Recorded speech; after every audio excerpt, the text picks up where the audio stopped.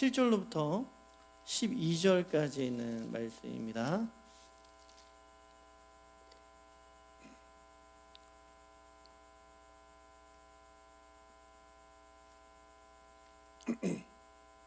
사도행전 20장 7절로부터 12절까지 있는 말씀입니다. 신약성경 222페이지 적어져 있습니다. 우리 말씀을 다 찾으셨으면 한 목소리로 이 말씀을 합독해서 읽도록 하겠습니다.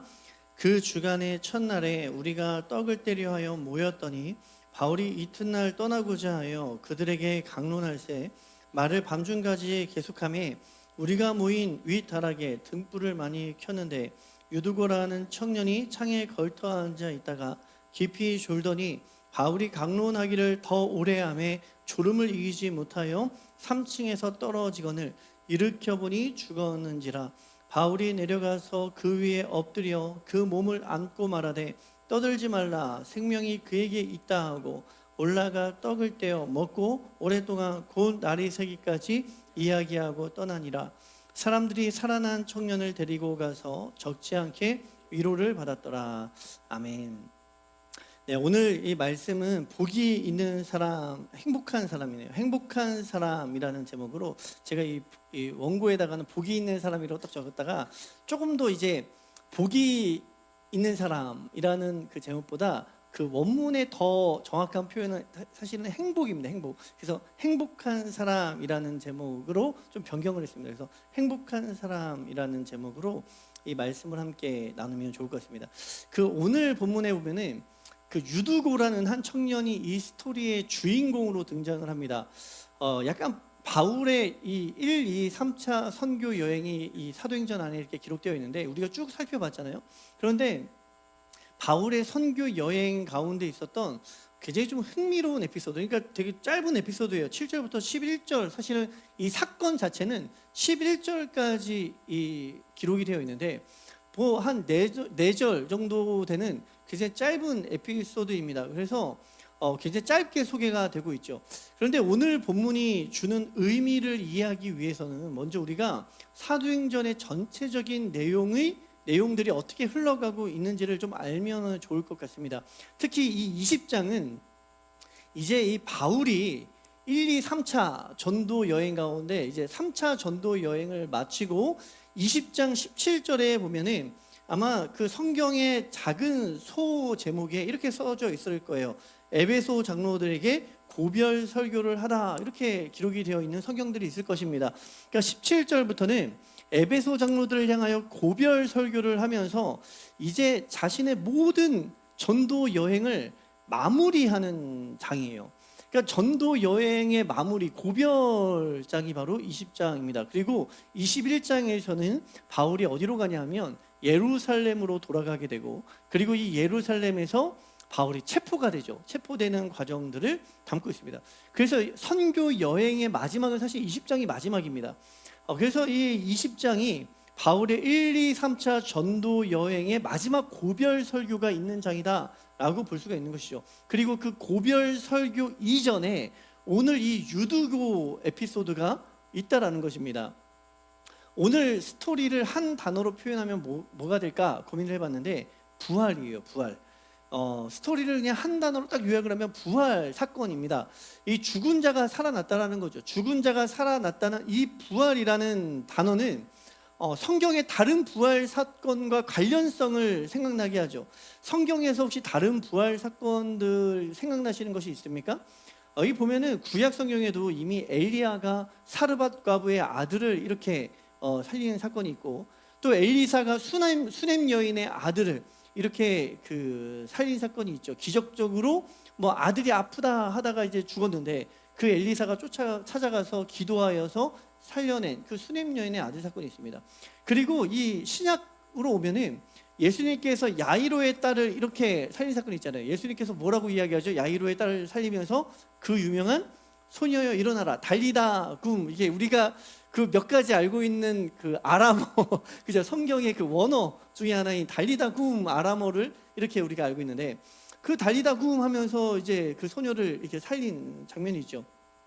그리고 예수님께서 나인성 과부의 아들을 이제 살린 것을 보게 됩니다. 나인성 과부의 독자가 죽어서 관에 실려 나가는 것을 보시고 불쌍히 여겨서 관에 손을 대시고 청년아 일어나라 이렇게 하니까 이 나인성 과부의 아들이 살아나기도 하고요. 그리고 우리가 잘 아는 아주 유명한 베다니의 나사로 사건이 있죠. 마르다와 마리아의 오라비 나사로가 죽어서 무덤에 갇힌 지 4일이 지나서 이제 냄새가 나고 거의 죽은 것으로 다 알려져 있었을 때에 이 나사로가 결국에는 무덤 밖으로 걸어 나오게 하셨던 그 나사로 사건이 있습니다. 그것이 이제 예수님이 행하신 사건이고, 그리고 이제 베드로가 우리가 사도행전에서 살펴봤지만 사도행전 9장에서 이 베드로가 다비다죠. 다비다, 이 도르가라고 이름 불리기도 하는데, 이 다비다 욥바에 살던 그 여제자, 구제와 선행에 힘쓰던 그 여제자 다비다를 이제 일어나게 하는, 그 살리는 그런 장면을 보게 됩니다. 그리고 오늘 이 바울이 유두고, 이 사도행전 20장에서 바로 이 유두고를 살리는 장면을 보게 되죠. 그래서 사실은 그 예수님께서 행하신 그걸 딱 빼면은 뭐 구약에서 한 2번, 신약에서 한 뭐 2번, 이 인류의 역사 가운데 많이 일어나지 않았던 사건이에요. 그리고 그 사건은 거의 이 성경 시대에 딱 이렇게 구약과 신약 시대에 좀 이렇게 한 딱 집중되어 있고, 사실 우리가 성경에서 막 기적이 엄청나게 많이 일어난 것 같지만 그 긴 어떤 그 연도로 따져 보면은 굉장히 이제 그 한 몇백 년에 한 번 뭐 이렇게 나올 정도로 굉장히 적은 사실 이런 숫자입니다. 그런데 이러한 부활 사건들이 우리에게 알려주는 것이 무엇이겠습니까? 이 부활 사건들을 우리가 성경에서 많이 보게 되는데, 그런데 이 사건을 보면서 어떤 걸 느끼십니까? 그런데 오늘 본문의 마지막에 이 부활 사건이 우리에게 무엇을 알려주고자 하는지를 잘 드러낸 것 같아요. 그것은 바로 12절에 보면은 이 사람들이 부활 사건을 보고 무엇을 받았죠? 위로를 받았더라 라는 말씀이에요. 그래서 이 부활 사건을 주신 목적은 바로 위로입니다. 이 사건을 통하여서 우리가 무엇을 얻기를 원하는가 할 때 바로 우리가 위로를 얻기를 원한다라는 거죠. 그래서 이 부활 사건은 그 기록 목적이, 이 사건의 목적이 성도의 위로에 있다라는 거예요. 그래서 우리가 대표적인 부활로 예수님의 십자가 죽음과 부활을 이야기하잖아요. 예수님께서 부활하신 사건이 우리에게 무엇을 줍니까? 무엇을 주죠? 바로 성도에게 위로를 준다라는 거예요. 이 땅에서의 고난과 어떤 그 핍박이 끝이 아니라 성도에게는 반드시 미래에 하나님의 어떤 승리의 면류관 사건, 그리고 그 승리의 면류관을 주시는 부활 사건이 성도들에게 예비되어 있다는 거죠. 그렇기 때문에 오늘날 우리가 믿음을 지킬 수 있는 이유가 무엇입니까? 이 험난한 세상 가운데 조금만 우리의 믿음을 포기하면 그 손에 쥘 수 있는 것들이 많은 시대 아닙니까? 조금만 우리의 믿음을 좀 못 본 채 하고 믿음을 거역하고 믿음을 떠나 살면은 사실은 우리가 지금 그 살고 있는 것보다 더 풍요롭게 살 수 있는 방법들이 있을 수 있고요. 더 좋은 삶을, 좋은 삶들을 살 수 있는 그런 방법들을 우리가 찾을 수 있을 거예요. 그럼에도 불구하고 우리가 그러한 것들을 포기하고 믿음을 지키고 믿음의 삶을 살아가고, 그럼에도 우리가 핍박과 고난 가운데 믿음을 포기하지 않는 이유는 무엇입니까? 이 미래의 그 부활 사건을 소망하기 때문이죠. 그리고 그때 있을 그 위로, 성도를 위로하시고 착하고 충성된 종아, 우리가 맨날 기도하는 거잖아요. 우리가 마지막 날에 주님 앞에 착하고 충성된 종으로 불리기를 원한다. 그게 무슨 말이죠? 위로잖아요. 위로. 성도에게 위로가 예비되어 있고 눈물을 씻겨주실 것이다. 그 계시록에 있는 말씀과 같이 성도의 눈물을 씻겨주실 그날을 우리가 알기 때문에 우리가 이 땅을 믿음으로 살아갈 수 있다는 거예요. 그래서 예수님의 부활 사건은 성도에게 위로를 주는 사건입니다. 위로의 사건이다라고 볼 수가 있는 것이죠. 그래서 이 부활은 그 기록 목적이 어쨌든 성도의 위로에 있다는 것을 우리가 볼 수가 있습니다. 그러면 오늘 본문도 이 바울의 마지막 사역을 앞두고 이 사건이 기록된 의미가 무엇이겠습니까? 그거는 단순히 이 사건이 시간 순서로서의 기록보다는 이 사도행전을 보는, 그리고 이 바울이 없는 시간, 이 바울이 이제 마지막 고별 설교니까 바울이 이 교회를 떠나가서 이 교회에 바울이 없게 되는 시간을 맞이하게 되는 교회, 그리고 지금 사도들도 없고 어떤 눈에 보이는 예수님도 없는 이 시대에 이 교회에 무엇을 주기 위한 기록인가 하니 바로 위로를 주기 위한 기록이다라고 볼 수가 있습니다. 오늘 이러한 주제를 생각하면서 성도의 위로라는 주제를 생각하면서 오늘 본문을 살펴보면 좋을 것 같아요. 이 바울이 빌립보에서 드로아라는 지역으로 가게 됩니다. 그리고 그곳에서 오늘 그 7절에 보면 그 주간의 첫날이라고 이야기하잖아요. 이 주간의 첫날이라고 하면 흔히 말하는 안식 후 첫날이죠. 안식 후 첫날이기 때문에 오늘 이 주일이 되는 거예요. 원래 안식일은 토요일이기 때문에 그 다음 날이죠. 그러니까 주일이 됩니다. 이 초대교회 때 원래부터 이 사람들이 주일을 지켰느냐 하면 그 막 논란들이 있지만 원래는 이 사람들이 부활을 어떤 그 예배의 시간으로 정했다기보다는 사실은 이들은 유대교인이었기 때문에 안식일을 열심히 지켰던 사람들이에요. 그런데 언제부턴가 이제 교회에서 이 안식일보다는 부활을 기억하는, 부활을 기념하는 주일에 더 많이 모이고 이 부활을 더욱더 깊이 묵상하기 시작합니다. 그래서 이 주일에 함께 모여서 떡을 떼면서 교제를 나누고 이제 이 바울이 이곳을 떠날 때가 되어서 마지막 강론을 하기 시작하는 거죠.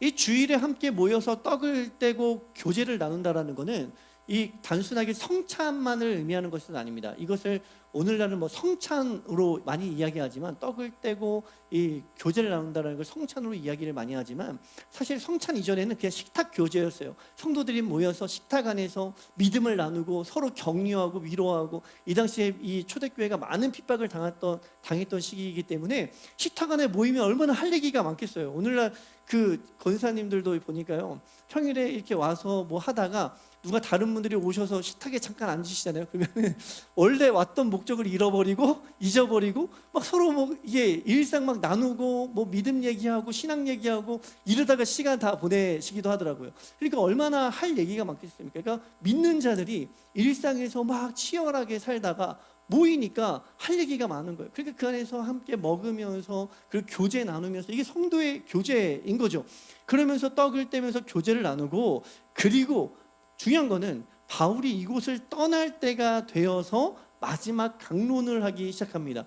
이 떠날 때가 되었다라는 거, 이것이 이중적인 의미가 있죠. 첫 번째는 뭐냐면 그냥 이 교회를 떠나게 된다. 이게 잠깐 이제 떠나는 다른 곳으로 이동한다라는 의미를 가지기도 하는데, 또 두 번째 떠난다라는 게 어떤 의미를 가지냐면 사도들이 없는 시대죠. 사도들이 없는 시대입니다. 그래서 이 시대의 교회에는 바울이 잠깐 다른 지역으로 떠나간다라는 의미로 생각할 수 있겠지만, 오늘 우리 교회에는 이 본문이 이 사도들이 없는 시대, 뭔가 이게 능력 있는 사람들이 없는 시대의 교회는 어떻게 살아가야 되는가를 알려주는 본문이기도 하다라고 볼 수가 있습니다. 그러면서 이 바울이 마지막 떠날 때가 되니까 교회가 얼마나 이 바울에게 듣고 싶은 게 많겠습니까? 위대한 사역자요, 위대한 설교자인 바울에게 얼마나 이 듣고 싶고 배우고 싶은 게 많겠어요? 그러니까 바울이 막 밤새도록 강론을 하죠. 이 말씀을 해석하고 말씀을 가르쳐 주기 시작합니다. 이 시간이 밤 늦게까지 진행되다 보니까 시간이 지날수록 어떻게 됩니까? 등불이 더 많이 켜지게 되는 거죠. 시간이 깊으면 깊을수록 등불이 더 많이 켜지게 되는 거예요. 그런데 너무 늦은 시간까지 진행되어서니까 이 9절에 보니까 유두고라는 청년이 창에 걸쳐 앉아있다가 이제 깊은 졸음에 빠지게 됩니다.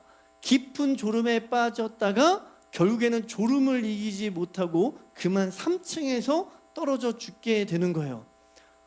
누군가는요 이 본문을 가지고 이렇게 얘기하더라고요. 예배 때 졸면 안 된다. 예배 때 졸면은 하나님께서 이렇게 심판하신다, 이렇게 이야기하기도 하더라고요. 그런데 사실 그 앞에 더 중요한 게 있죠. 그 중요한 게 뭐죠? 바울이 길게 강론을 한 겁니다. 근데 이 설교하시는 분들이 그 바울이 길게 강론을 해서 이 청년이 졸았다라고 하지 않고 졸아가지고 이제 심판받았다, 이렇게만 얘기를 많이 하더라고요. 근데 어쨌든 이 그 마지막 시간이 지날수록 뭐 이렇게 이 촛불이 많이 켜지고, 그리고 그러다가 이 청이 졸다가 결국에는 이 창틀에서 떨어져 죽게 되었다라고 이야기하죠. 근데 이 본문을 가지고 어쨌든 사람들이 여러 가지 판단을 하지만, 뭐 일부는 유두고는 예배 때 졸다가 큰 일을 당한 거다, 그러니까 졸지 말아라, 뭐 이렇게 말하는 사람들도 있지만, 그러나 우리가 이 말씀을 볼 때 가장 중요한 건 뭐냐면요, 중요한 건 이겁니다. 물론 예배 때 조는 것이 안 좋아 보일 수 있잖아요. 그런데 오늘 우리가 판단해야 되는 것은 본문의 판단이에요. 즉 다시 말하면 본문에서 유두고에 대해서 어떻게 판단하고 있는가입니다. 유두고를 부정적으로 보고 있습니까? 사실은 그렇게 나타나는 것을 잡기가 쉽지가 않습니다. 유두고를 아주 부정적으로 보고 있는 것은 아닌 것 같아요. 유두고의 행동이나 졸음에 대해서 부정적인 판단이 없습니다. 그런데 이 성경에 보면 아주 부정적으로 딱 판단하는 몇 가지 이런 딱 그 판단할 수 있는 그런 근거들을 보여주는 성경 구절도 있죠. 우리가 새벽 예배 때 고린도전서 이야기하는데 고린도전서에서 고린도 교회가 방언을 무질서하게 사용하는 것을 보면서 바울이 분명히 이야기하잖아요. 그렇게 무질서하게 방언 사용하지 말아라. 그거 교만한 거다라고 딱 이야기하죠. 그럴 때 우리가 판단할 수 있죠. 그런데 오늘 이 본문에서 유두고의 행동 또는 유두고가 창틀에 걸쳐 앉았다. 누군가 그 건방지다. 뭐 이렇게도 이야기하는데 유두고가 창틀에 걸쳐 앉은 거 또는 좋은 거, 졸다가 떨어진 것 여기에 대해서 성경이 사실은 부정적으로 이야기하는 그런 것들은 우리가 찾기가 어렵다라는 거예요. 그러면 단지 이 본문이 예배 때 졸지 말아라 하는 말을 하고자 함은 아니고 우리는 다르게 생각해 볼 수 있죠. 이거 예배 때 졸지 말아라 이 이야기를 하려는 것이 아니라 다른 의미가 있을 것이다 라고 생각해 볼 수 있는 것입니다. 그리고 이제 그러한 의미를 찾기 위해서는 우리가 이 유대인들이 가지고 있는 그리고 성경이 기록된 본문의 어떤 그 형태, 형식을 좀 우리가 찾아보면 좋을 것 같아요. 그리고 이 의미는 그 형식 안에서 어떻게 나타나는가 하니 특히 7절과 11절 7절 한번 읽어보겠습니다. 7절 시작. 그 주간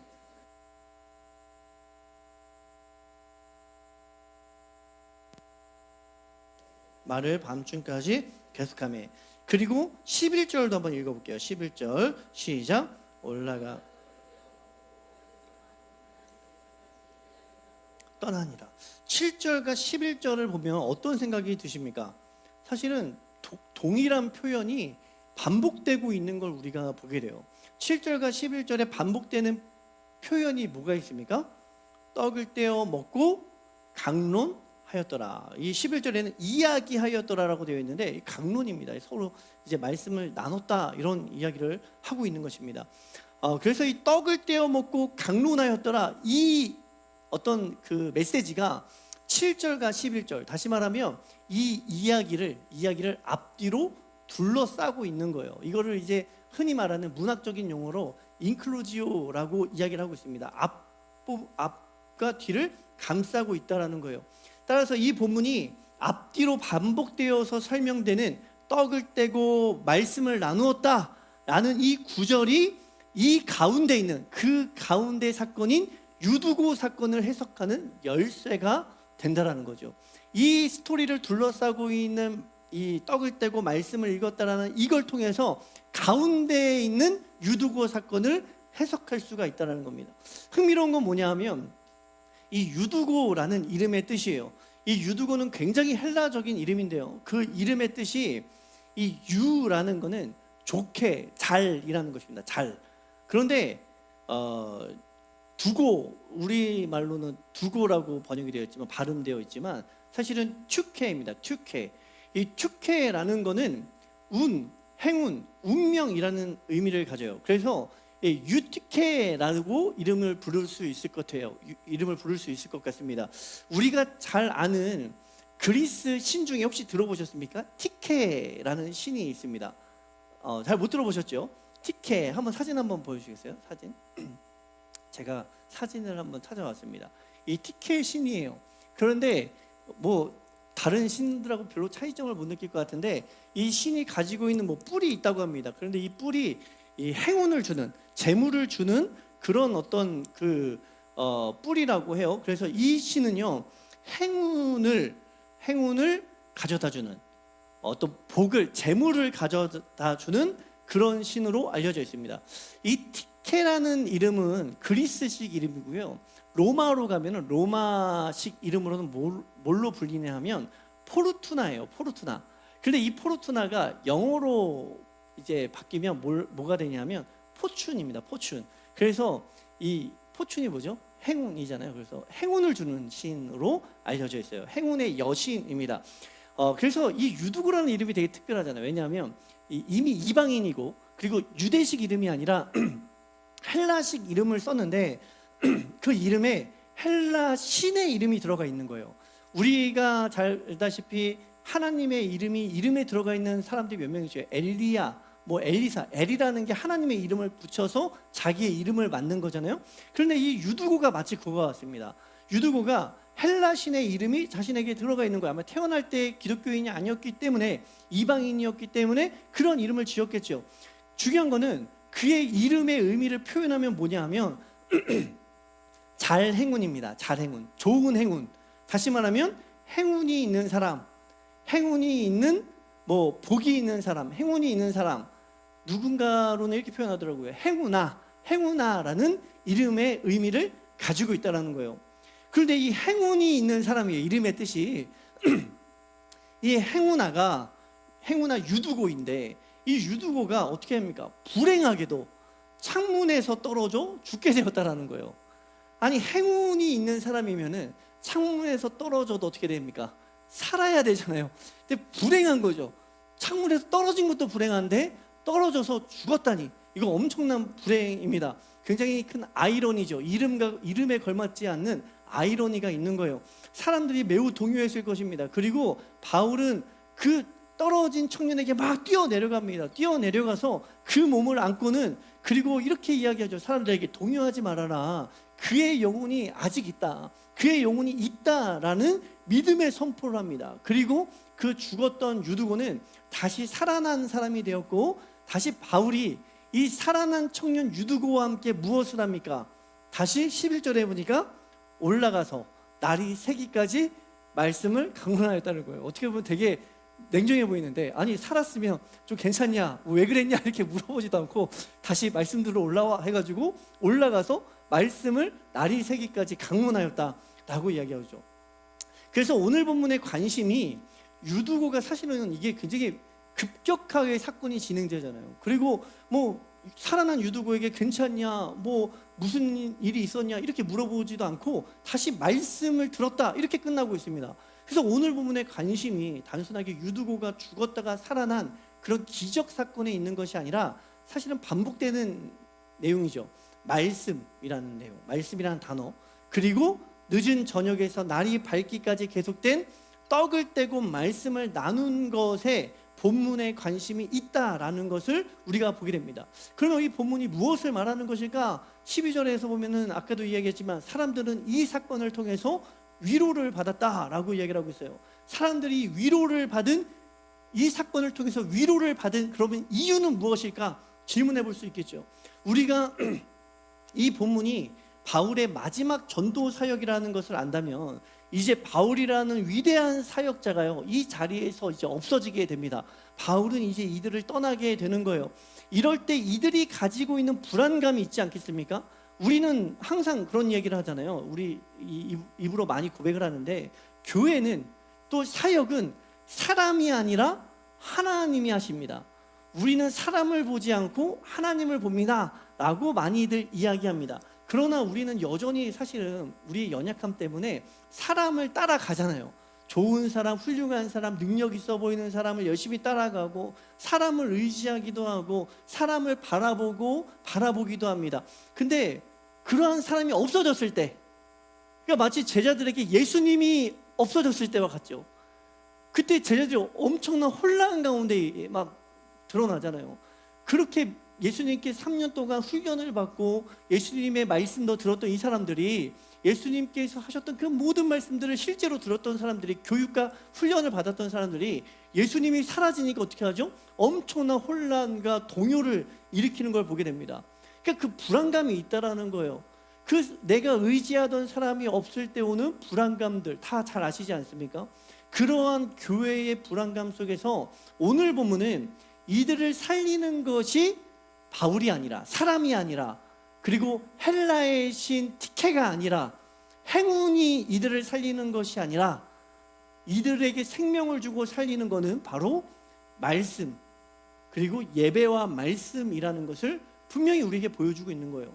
그러니까 다시 말하면 생명은 사람에게서 나오는 것이 아니라는 거죠. 어떤 능력 있는 사람에게서 생명의 능력이 나타나는 것이 아니라는 것입니다. 분명한 예배와 복음, 이곳에서 바로 생명의 능력이 나타나는 것이다 라고 볼 수가 있는 것이죠. 그래서 우리는 능력 있는 사람을 쫓아가야 되는 것이 아니라 바른 복음과 바른 말씀이 선포되는 것들을 쫓아가야 되는 거예요.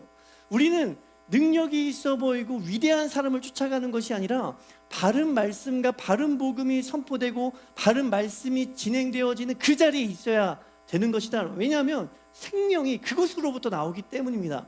그래서 오늘 부분에 바울은 떠나지만, 이런 메시지를 전하는 것이죠. 바울은 떠나지만 말씀은 늘 우리와 함께 있을 것입니다 라는 메시지를 주는 거예요.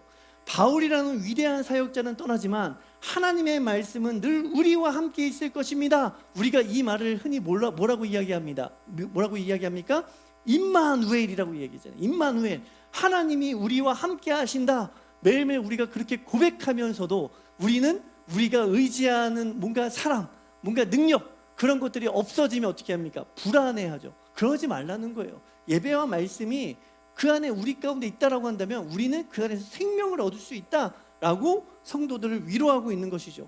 그렇기 때문에 이들은요, 생명이 말씀 안에서 나오고 생명이 예배 안에서 나온다라는 것을 이 유두고 사건을 통해서 알았기 때문에, 이 교인들이 경험했기 때문에 유두고가 부활한 그 시간에 다시 무엇을 합니까? 다시 말씀을 듣는 거죠. 아, 이거 유두고를 살린 거는 말씀이구나, 예배이구나, 이걸 알았기 때문에 다시 그 부활 사건 다음에 다시 올라가서 말씀을 듣고 말씀 앞으로 나아갈 수가 있었다라는 거예요. 특히 오늘 본문에 보면은 반복되는, 사실은 원어에서 굉장히 강조되는 단어가 하나 있습니다. 그게 뭐냐 하면 내려가다라는 그 말이에요. 내려가다라는 말이 반복적으로 등장하면서 우리가 내려가는 그 어떤 공간에 대한 것들을 생각하게 합니다. 이 8절에 보면은 처음에 이렇게 되어 있어요. 우리가 모인 윗다락이라고 표현되어 있잖아요. 8절에서 윗다락에서 시작을 해요.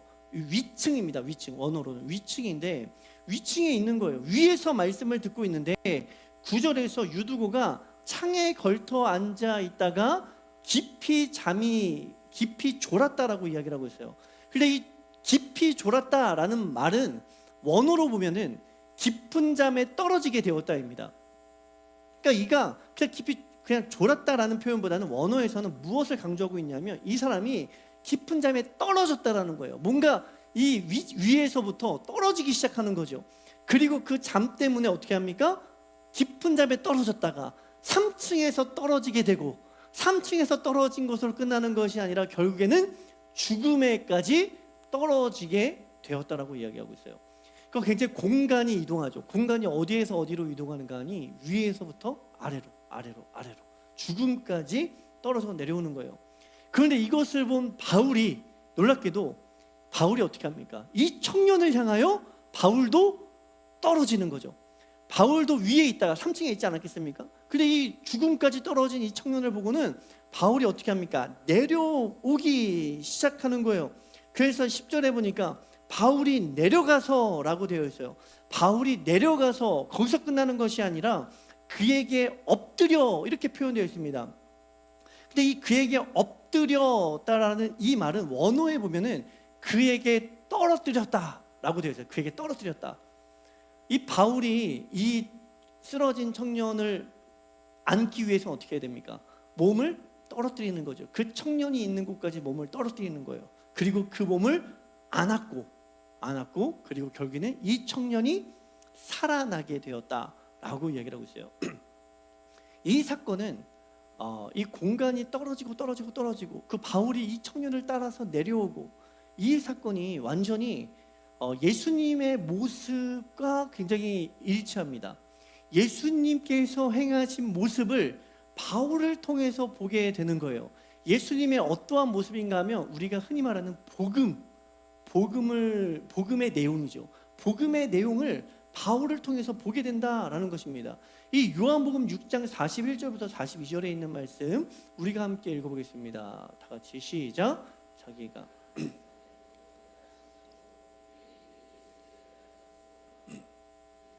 이는 요셉의 아들 예수가 아니냐. 그 부분을 우리가 아는데 자기가 지금 어찌하여 하늘에서 내려왔다느냐. 요한복음 6장 50절부터 51절 한번 읽어볼게요. 시작.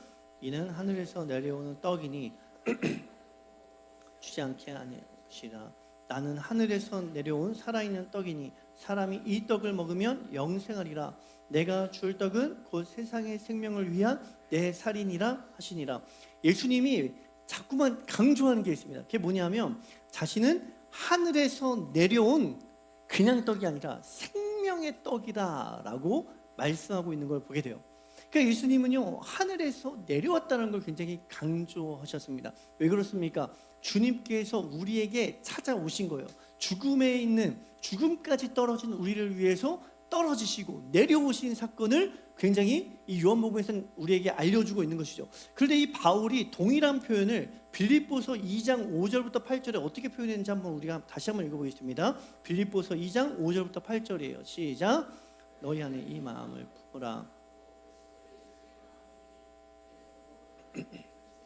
하나님과 동등됨을 취할 것으로 여기지 아니하시고 오히려 자기를 비워 종의 형체를 가지사 사람들과 같이 되셨고 사람의 모양으로 나타나사 자기를 낮추시고 죽기까지 복종하셨으니 그 십자가에 죽으심이라. 네, 이 빌립보서 2장에는 사실은 하늘에서 주님이 내려오셨다, 뭐 떨어지셨다 이러한 말이 반복되어 등장하지 않습니다. 그런데 우리로 하여금 그 이미지를 상상할 수 있는 언어들로 이 빌립보서 2장, 흔히 우리가 그 찬양시라고 하는데 그 예수님의 찬양시가 이렇게 그 이미지화되어 있어요. 그런데 우리 한번 보십시오. 너희 안에 이 마음을 품으라. 그 그리스도 예수의 마음이니 라고 하면서 그는 근본 하나님의 본체시나, 하나님의 본체시나 그 공간이 어디에 있다라는 거죠. 예수님이 원래 있던 공간이 어디입니까?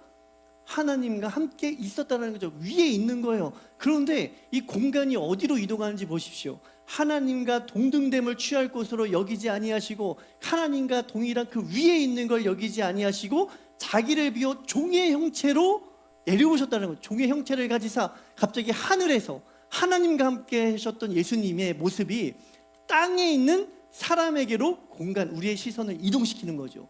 예수님, 하나님과 함께 계셨던 예수님의 우리를 향하는 시선이 예수님께서 사람의 모양으로 종의 형체를 가지셨다라고 말함과 동시에 우리의 시선은 땅으로 향하게 되는 거예요.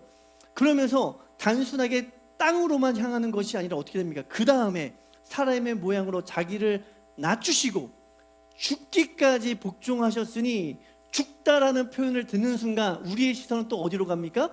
이 땅에서 무덤으로, 지하로 내려가는 거죠.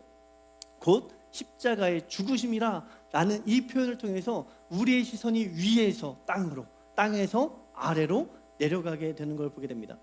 이 바울이 이 모습을 생생하게 예수님께서 우리를 위하여 이 땅에 내려오신 복음, 그 복음의 모습을 바울의 삶을 통해서 우리에게 보여주고 있는 것이죠. 유두고가 땅에 떨어져 죽게 되었을 때 바울은 그 유두고를 살리기 위해 내려가는 거예요. 떨어진 그 자리까지 내려가는 것입니다. 죽음의 그 자리까지 내려가는 거예요. 그리고 그를 안고 그에게 생명의 기도를 하는 것이죠. 너희 안에 이 마음을 품으라. 이 바울이 보여준 본 아닙니까? 바울 자신이 이 마음을 품고 살았다라고 볼 수가 있는 것이에요. 죄와 죽음에 떨어져서 도저히 불능 상태에 된 우리를 위하여서 우리와 같은 자리에 내려오셔서 주님께서는 결국에 어떻게 하십니까? 우리를 살리시는 거죠. 우리를 살리시는 거예요. 그러니까 사실 유두고는 유두고 한 사람의 모습이 아니라 무엇을 대표합니까? 우리를 대표하는 거죠. 주님의 말씀에서 멀어져서, 주님의 말씀에서 떨어져서 이 죄의 불능 상태까지, 아무것도 할 수 없는 상태까지 떨어져 죽은 우리를 상징하고 있습니다. 근데 그 우리를 그냥 놔둔 것이 아니라 주님께서는 그 자리에서, 위에서 내려오셔서 그 죽음의 자리까지 내려오셔서 우리를 살리셨다라는 거예요. 그리고 결국엔 어떻게 합니까? 11절, 오늘 보면 11절 보니까 올라가 떡을 떼어 먹고 오랫동안 곧 날이 새기까지 이야기하고 떠나니라. 11절에서 이 죽어있는 청년을 데리고 다시 어떻게 하세요? 올라가는 거죠. 올라가는 거예요. 다시 올리시는 겁니다. 이것이 복음이죠. 이것이 말씀입니다. 이것이 말씀이 우리에게 주는 생명이라는 거예요. 바울은 떠나지만 이곳에 말씀이 남아있는 거죠. 복음의 메시지가 남아있는 거예요. 이곳에 복음이라는 그 선명한 생생한 그 생명이 남아있는 것입니다. 여전히 우리를 위하여 우리가 있는 곳까지 내려오신 예수 그리스도의 복음이 이들과 함께 생생하게 체험이 되었다는 겁니다. 생명은 어디에 있습니까? 생명은 바로 오늘 우리가 함께 살펴봤던 요한복음 6장 50절부터 51절에 있는 말씀과 같이 이는 하늘에서 내려오는 떡이니 사람으로 하여금 먹고 죽지 아니하게 하는 것이라. 나는 하늘에서 내려오는 살아있는 떡이니 사람이 이 떡을 먹으면 영생하리라. 내가 줄 떡은 곧 세상의 생명을 위한 내 살이니라. 이 떡을 먹으면 영생하리라 라고 말씀합니다. 결국 이 떡을 먹는 자가 무엇입니까? 정말 행복한 사람이죠. 티케에게 제사하고 티케의 어떤 은혜를 기대하고 티케를 쫓아 살아가는 자가 아니라, 다시 말하면 행운을 기대하고 세상의 방법을 쫓아가고 세상에게서 뭔가 무엇을 얻으려고 하는 자가 아니라, 그 정말 복 있는 자는, 정말 행복한 사람은 무엇입니까? 결국에는 예수님께서 말한 이 떡을 먹는 자, 생명의 떡을 먹는 자가 바로 정말 행복한 사람이다 라고 이야기를 하고 있어요. 이것을 시편 1편 1절에서 뭐라고 표현합니까? 한번 다 같이 읽어보겠습니다. 우리 잘 아는 말씀인데 한번 읽어볼게요. 시편 1편 1절 시작. 복 있는 사람은 따르지 아니하며 죄인들의 길에 서지 아니하고 오만한 자들의 자리에 2절 오직 여호와의 율법을 즐거워하여 그의 율법을 주야로 묵상하는도다. 이 복 있는 사람이라고 번역된 이 복 있는 사람은 행복한 사람입니다. 행복한 사람. 정말로 행복한 사람은 누구인가? 그 율법을 주야로 읊조리고 소리내어 읽고 그 말씀을 쫓아가는 사람이다 라고 이야기를 하고 있어요. 우리의 행복은 이 유두고라는 이름의 사람처럼 우연에 있는 것이 아닙니다. 행운에 있는 것이 아니에요. 우리의 행복은 어디에 있냐면 바로 말씀에 있다라는 거예요. 주님을 묵상하는 바로 그곳에 참된 행복이 있다라는 거죠.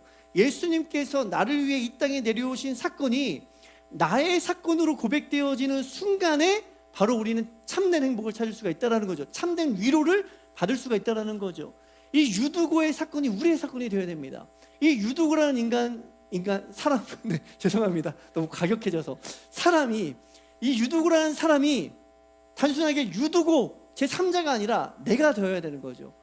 내가 유두고와 같은 사람입니다. 그런데 나 떨어져 죽은 그 세상의 것을 쫓다가 완전히 불능 상태가 된 나를 위하여 주님께서 낮으셨습니다. 내려오셨습니다. 나를 살리기 위해 끝까지 자신의 몸을 낮추셨습니다. 이것이 우리의 사건으로 다가와야 된다는 거예요. 사랑하는 성도 여러분, 제가 말씀을 이제 맺겠습니다.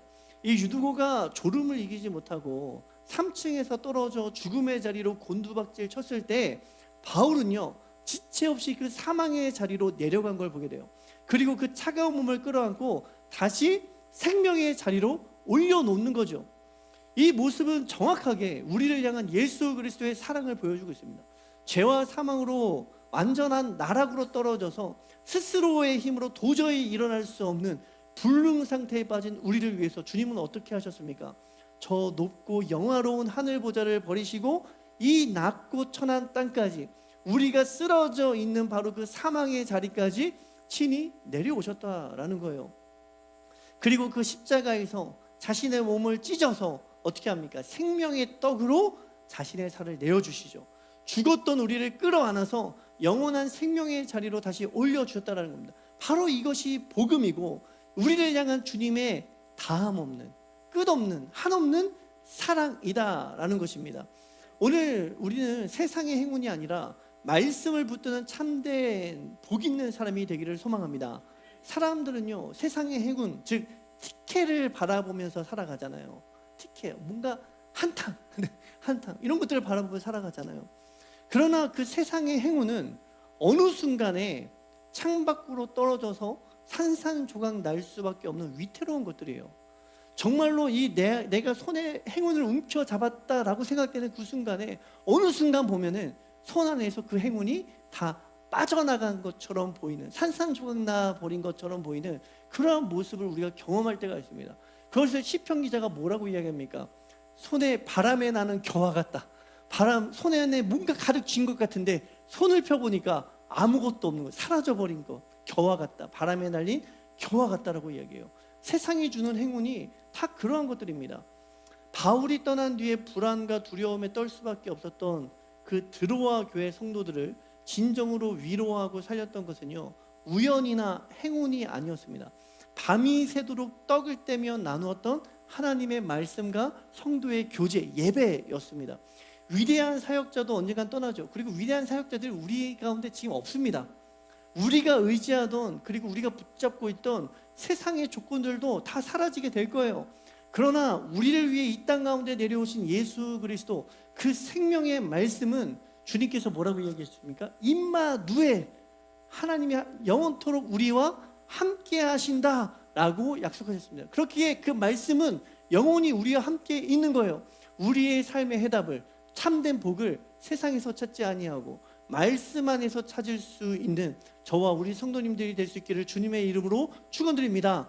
세상의 가장 낮은 곳까지 떨어진 것 같은 그러한 불안감과 염려를 가진 그 성도님들이 있다면, 이 안에서, 말씀 안에서 주님께서 우리를 살리시는 그 능력을 체험하시고, 그리고 이 말씀을 다시 한번 기억하셔서 이번 한 주도 말씀을 살아내시고 회복하시고 생명을 얻을 수 있는 낙담과 염려와 근심을 털어버리시고 생명의 은혜와 회복의 은혜를 얻으실 수 있는 저와 우리 성도님들이 되길 주님의 이름으로 축원드립니다. 아멘. 교회를 되게 함께 찬양할 텐데요, 우리의 교회가 이 참된 복음의 말씀 안에서 날마다 그 생명을 누리고 생명 안에서 회복되어가는 교회가 되길 소망합니다. 그러면 우리가 살아나면 가정이 살아나고 세상이 살아날 줄로 믿습니다. 그 사랑을, 생명을 체험하시고 생명을 체험시키셔서 이 세상 가운데 위로를 주는 교회가 되기를 소망하며 함께 찬양드리겠습니다. 교회를 되길.